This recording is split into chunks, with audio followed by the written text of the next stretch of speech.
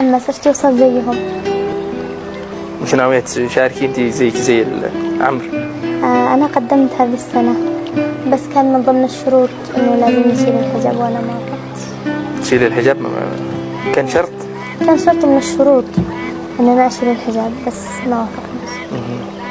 خلاص يعني فاتتك مثل هذه البرامج عادي، لكن يا كاتب التاريخ سجل بالقلم بنت اليمن، نظم سطور الشعر واكتبها في أجمل قافية، في وقت ما الحشمة تلاشت في الزمن تبقى هي الأولى، في العفة نقية وافية. وفي البرامج قالت عن حجابي لا ولن، بالستر والعفة أمانة باتنا للعافية، بنفتخر فيها بصنعاء والمكلا وفي عدن، الدين رباها على الفطرة ونيتها أمانة صافية، بحجابها روعة جميلة تفوق كل فن، تشرق في الدنيا إذا الأنوار والله طافية، تشرق في الدنيا إذا الأنوار والله طافية.